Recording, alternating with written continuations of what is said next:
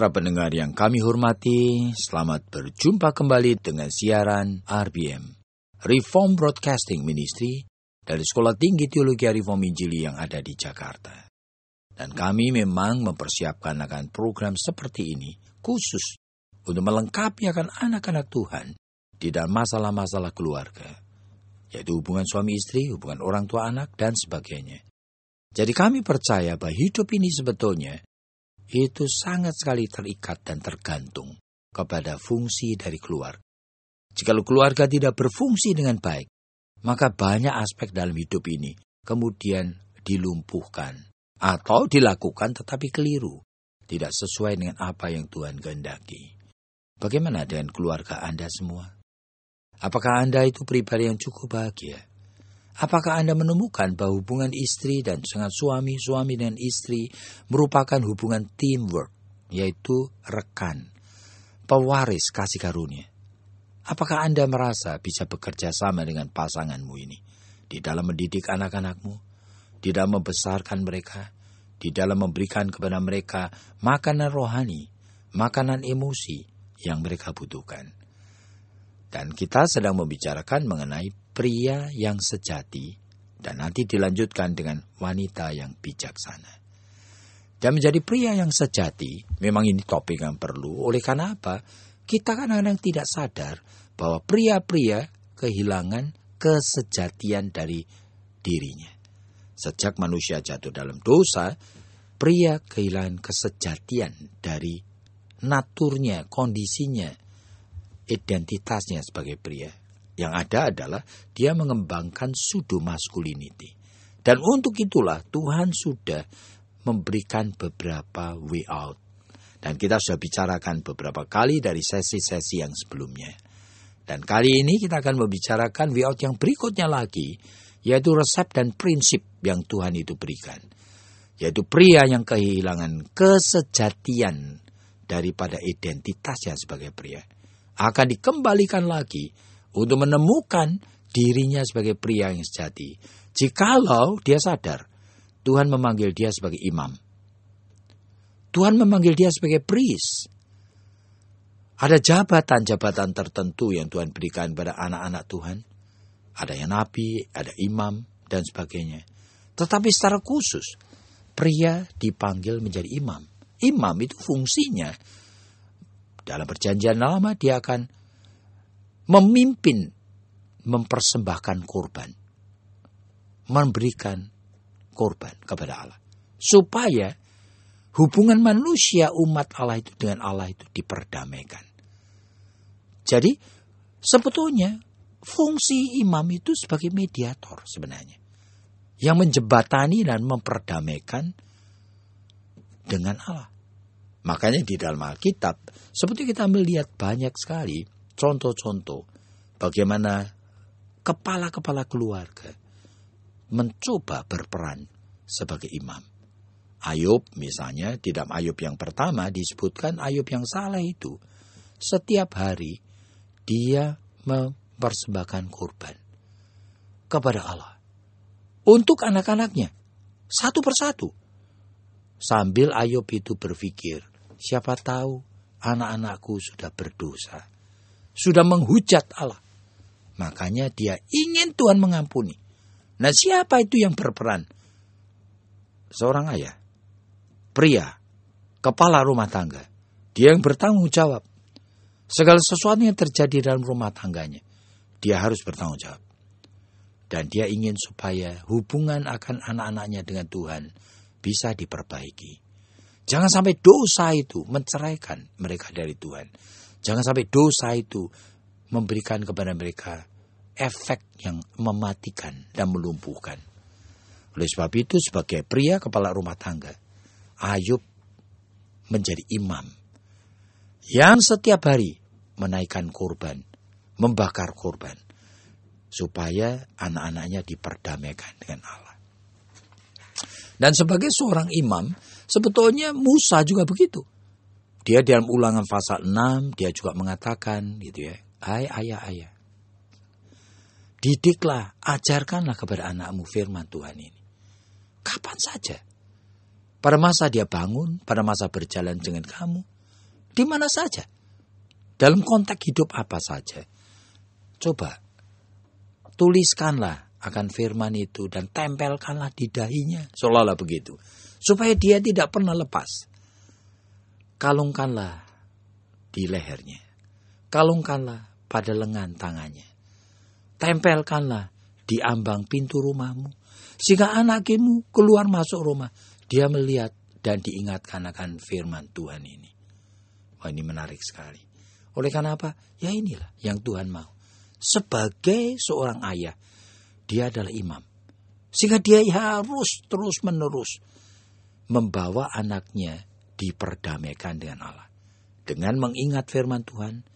Sehingga pada saat berbicara dengan anaknya, isinya, esensi beritanya, harus prinsip kebenaran dari firman Allah. Meskipun tidak berarti lalu setiap ngomong dengan anaknya, selalu mengutip ayat-ayat misalnya. Tidak berarti begitu. Tetapi esensinya, isi berita firman Allah yang akan menyebabkan anaknya diperdamaikan. Makanya Paulus mengatakan dalam Efesus pasal 5, kita mesti waspada bahwa time is evil. Waktu ini jahat. Sehingga pada saat ngomong-ngomong dengan anak, kita cenderung hanya bercanda, cenderung hanya ngobrol, ya, cenderung hanya kemudian saling menyalahkan, cenderung hanya membicarakan apa yang kita sukai, tetapi seringkali kita tidak berperan sebagai imam yang membawa setiap pembicaraan itu kepada kesadaran akan firman Tuhan. Nah, ini penting sekali supaya baik nonton TV, baik olahraga, baik sedang bercanda, itu tidak menjadi sesuatu yang terlepas daripada kebenaran firman Tuhan. Sehingga anak-anak diperdamaikan dengan Tuhan. Istri diperdamaikan dengan Tuhan. Oleh karena siapa? Oleh karena sang ayah, yaitu sebagai priest. Abraham juga begitu dalam Kejadian 17 itu, dia sampai menyunatkan seluruh keluarga. Anak-anak laki-laki, semuanya disunat. Kenapa? Karena dia percaya. Tuhan mengatakan, aku akan menjadi Allah bagi engkau, bagi anakmu, bagi cucumu, bagi keturunan pertama, kedua, ketiga, selanjutnya. Jadi, seluruh keluarga itu harus dipersembahkan kepada Tuhan. Jadi untuk itu, seorang imam dia harus melengkapi diri. Tidak mungkin dia menjadi imam yang bisa berperan begini jikalau dia tidak kenal Alkitab. Begitu banyak pria yang tidak pernah baca Alkitab. Makanya fungsi dari keluarga itu tidak lagi keluarga Kristiani yang baik. Banyak pria yang tidak mengerti isi Alkitab. Banyak pria yang tidak mengerti teologi, yaitu bagaimana membaca Alkitab dengan pengertian benar. Tidak mengerti itu. Teologi itu apa dan siapa Tuhan. Dia tidak mempunyai konsepnya. Sehingga dia tidak punya bahan apa-apa untuk berbicara dengan peran sebagai imam. Nah itulah, makanya untuk mengembalikan pria menjadi pria yang sejati, maka resep dari Tuhan Allah, supaya pria sadar dirinya adalah imam. Jadi mari kita mendengar apa yang Ibu Esther mau katakan. Ya Pak, sebetulnya konsep ini juga sangat menarik sekali ya, karena tidak terlalu banyak juga para suami ataupun ayah itu yang sadar bahwa dia adalah imam. Dan kalaupun sadar, dia juga tidak tahu sebetulnya apa sih yang harus dibicarakan oleh seorang imam. Kebanyakan banyak ayah-ayah atau suami-suami itu yang mengatakan bahwa saya tidak bisa bicara, saya tidak mengerti kalau saya itu harus membicarakan mengenai kebenaran firman, itu mulainya dari mana. Jadi tidak ada seolah-olah bahan itu tidak ada. Nah tolong Pak, apakah ada sih Kalau tadi Bapak memberikan contoh itu adalah Ayub, Musa, lalu kemudian Abraham. Apakah ada contoh itu yang lebih konkret begitu di dalam kehidupan sehari-hari? Apakah seorang imam itu harus mulai dari sejak pagi bangun tidur? Apakah dia itu harus kemudian melakukan saat teduh, belajar firman seperti tadi yang Bapak katakan. Lalu kemudian setelah itu dia makan, pergi bekerja. Lalu di dalam pekerjaan, itu apakah juga harus ada sesuatu yang relate? Ada sesuatu yang berhubungan dengan hubungannya itu dengan Tuhan. Berarti sepanjang hari, begitu ya, itu interaksinya dengan Tuhan itu ya tetap harus ada, begitu. Lalu kemudian pulang sampai ke rumah, dia baru memulai akan suatu sesi yang lain lagi, yaitu sekarang ini dia menjadi imam untuk istri dan anak-anak. Apa seperti itu toh Pak? Atau sebetulnya ini tuh merupakan suatu merupakan suatu luapan daripada perasaan bersyukur, luapan daripada emosi, luapan daripada rasa di dalam hati itu yang mau berterima kasih gitu kepada Tuhan, sehingga ada keinginan untuk berinteraksi, untuk mendoakan istri dan anak-anaknya. Apa itu? Sebetulnya soal praktis itu bisa menjadi kompleks, bisa banyak, tapi bisa juga sederhana. Yang penting itu adalah prinsipnya bahwa sebagai seorang laki-laki yang menikah, yang kemudian Tuhan berikan anak-anak, dia harus sadar bahwa sebetulnya dia itu harus punya peran sebagai imam di dalam rumah tangganya, yang memperdamaikan istri dan anak-anaknya, seisi rumah tangganya kepada Tuhan. Supaya Tuhan berkenan, supaya Tuhan mengampuni dosa mereka, supaya Tuhan menerima akan istri dan anak-anaknya sebagai kekasih-kekasih dari Allah sendiri. Nah, itu peran yang luar biasa sekali, yang sebetulnya itu merupakan manifestasi daripada model yang Tuhan Yesus berikan, yaitu Tuhan itu menjadi mediator seperti ini. Dan dia itu berperan sebagai imam. Di atas kayu salib bahkan. Dia mengorbankan dirinya supaya ada hubungan damai antara Allah dan manusia. Sehingga oleh karena apa yang dia lakukan, sekarang manusia itu sebetulnya bisa berinteraksi dengan Allah kapan saja, di mana saja, sebagai anak-anak Bapa yang dikasihi, yang di-welcome. Bahkan 1 Yohanes pasal 3 menyebutkan yang tidak dianggap sebagai pendosa lagi. Meskipun realita praktisnya ya masih jatuh bangun di dalam dosa. Tetapi oleh karena imam besar Yesus Kristus Tuhan kita, maka mereka tidak dihitungkan sebagai pendosa lagi. Dan itu kalau Tuhan Yesus melakukannya satu kali yang untuk sempurna dan tidak mengulang-ulang, kita sebagai laki-laki khususnya harus melakukannya terus-menerus. Oleh karena hidup ini adalah perjuangan untuk mematikan dosa yang seringkali masih ada di dalam natur kedagingan kita. Roh kita sudah diselamatkan, dosa kita sudah ditebus dan diampuni. Tetapi kita masih mendiami tubuh dan kemah yang lapuk ini. Nah, ini kata-kata daripada Paulus. Sehingga kita harus menyelesaikan. Jangan sampai air anggur yang murni ini kita simpan di dalam kerbat kulit yang lapuk ini. Nah, kerbat kulit yang lapuk ini nanti akan pecah jikalau kita tidak ganti dengan yang baru.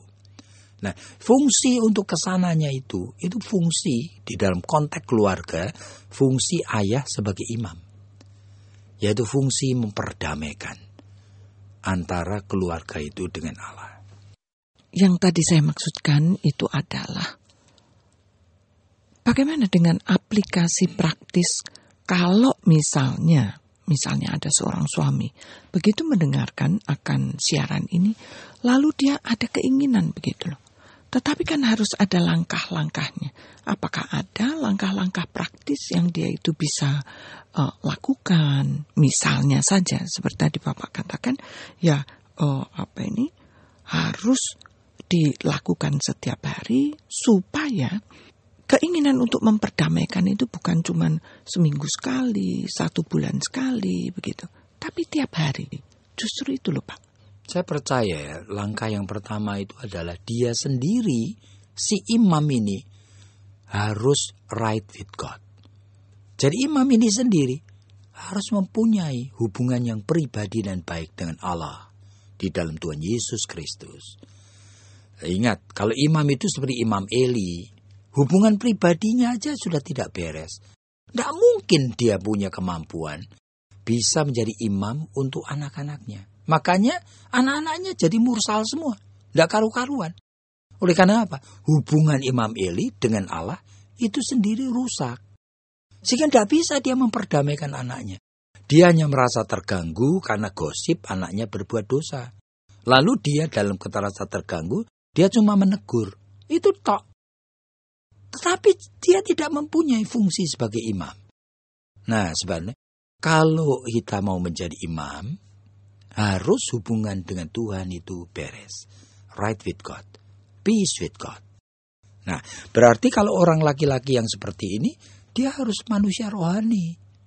Jadi harus tahu bahwa dirinya tidak mungkin bisa berfungsi sebagai imam jikalau dia bukan manusia rohani yang menikmati hal-hal rohani, yang menyukai hal-hal rohani, yang menghargai hal-hal rohani.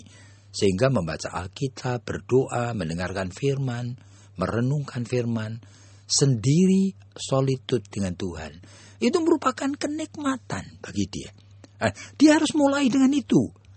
Nah, begitu ada kedekatan dengan Tuhan, sumber bijaksana dari Tuhan akan datang kepadanya. Dan dia mulai akan bisa berfungsi sekarang. Nah inilah. Nah berfungsi itulah dia mulai mengerti. Apa sih yang akan dilakukan? Kapan dilakukan? Bagaimana wujudnya? Pada saat menghadirkan perannya sebagai imam. Jadi para pendengar yang kami hormati, hidup ini didesain oleh Tuhan dengan begitu indahnya. Seharusnya kita mengerti, bahkan keluarga, anak-anak Tuhan, itu didesain oleh Tuhan dengan begitu indahnya. Supaya laki-laki sebagai suami, sebagai ayah, harus berperan sebagai imam. Maka seluruh keluarga menjadi keluarga yang memuliakan Tuhan. Jika saudara-saudara itu merindukan hal seperti ini, saya akan menaikkan syukur tidak habis-habisnya. Oleh karena Tuhan sudah hadir di dalam kehidupan keluarga Anda. Nah, jika Anda gelisah dan ingin sekali memperbaiki dan menolong banyak orang yang lain, kami mempunyai berbagai macam program studi yang sangat baik. Baik untuk program menjadi hamba Tuhan, mengambil STH dan sebagainya, atau MDiv, MTH, maupun program menjadi counselor yang profesional. Dan silakan join dengan kami dengan tes masuk pada bulan Januari nanti. Hubungin kami dengan nomor telepon 021, yaitu di Jakarta, 7990357. 7990357. Kiranya Tuhan memberkati Anda.